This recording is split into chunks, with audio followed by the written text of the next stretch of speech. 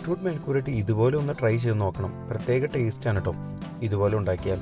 സാധാരണ beetroot മെഴുക്കുപുരട്ടിയുടെ taste അല്ല. നമുക്ക് വീഡിയോയിലേക്ക് പോവാം. ഒരു പാനിൽ 2 ടേബിൾ സ്പൂൺ എണ്ണ എടുത്ത് ചൂടാക്കുക. അതിലേക്ക് ഒരു സവോള ചോപ്പ് ചെയ്തത്, 1 ടീസ്പൂൺ ചില്ലി ഫ്ലേക്സ് അല്ലെങ്കിൽ ഉണക്കമുളക് ചതച്ചത് ചേർത്ത് മിക്സ് ചെയ്യാം. 4 മിനിറ്റ് നേരം മീഡിയം ഫ്ലെയിമിൽ വഴറ്റുക. 4 മിനിറ്റ് കഴിയുമ്പോൾ ഫ്ലെയിം ഏറ്റവും കുറവിലേക്ക് വെച്ച് 1/4 ടീസ്പൂൺ മഞ്ഞൾപ്പൊടി ചേർത്ത് നന്നായി ഇളക്കണം. ഇനി 250 ഗ്രാം അഥവാ 1 കപ്പ് ബീട്രൂട്ട് ഇതുപോലെ ചെറിയ കഷ്ണങ്ങളാക്കിയത് ചേർക്കുക. ഒപ്പം 2 പച്ചമുളക് നടുവെ കീറിയത്, കുറച്ച് കറിവേപ്പില, 3/4 ടീസ്പൂൺ ഉപ്പ് ചേർത്ത് നന്നായി ഇളക്കി യോജിപ്പിക്കുക.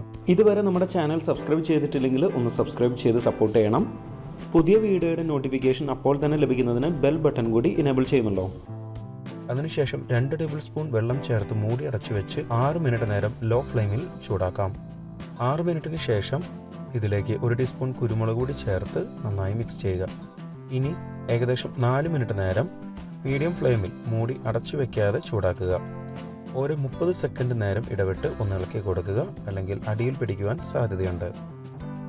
4 മിനിറ്റിന് ശേഷം നമുക്ക് ഫ്ലെയിം ഓഫ് ചെയ്യാം. നമ്മുടെ നല്ല ടേസ്റ്റി ആയിട്ടുള്ള നാടൻ ബീട്രൂട്ട് മെഴുക്കുപുരട്ടി റെഡി. ചോറിൻ്റെ കൂടെ വേറെ ലെവലാണ് കേട്ടോ. സ്കിപ്പ് ചെയ്യുന്നതിന് മുമ്പ് ചാനൽ ആദ്യമായി കാണുന്നവരാണെങ്കിൽ ഒന്ന് സബ്സ്ക്രൈബ് ചെയ്യാൻ മറക്കരുത്. ഇവിടെ ക്ലിക്ക് ചെയ്താൽ ചാനലിലെ ഏറ്റവും പുതിയ വീഡിയോ കാണാൻ സാധിക്കും. നോൺ വെജിറ്റേറിയൻ റെസിപ്പീസിന് വേണ്ടി ഇവിടെ മുകളിലും വെജ് റെസിപ്പീസിനായി താഴെയും ക്ലിക്ക് ചെയ്യുക. 4 മണി പലഹാരങ്ങൾ, സ്നാക്സ്, ബിരിയാണി, ഡെസേർട്സ്, ഡ്രിങ്ക്സ് തുടങ്ങിയ എല്ലാവിധ റെസിപ്പികളുടെയും ലിങ്ക് ഡിസ്ക്രിപ്ഷനിൽ കൊടുത്തിട്ടുണ്ട്.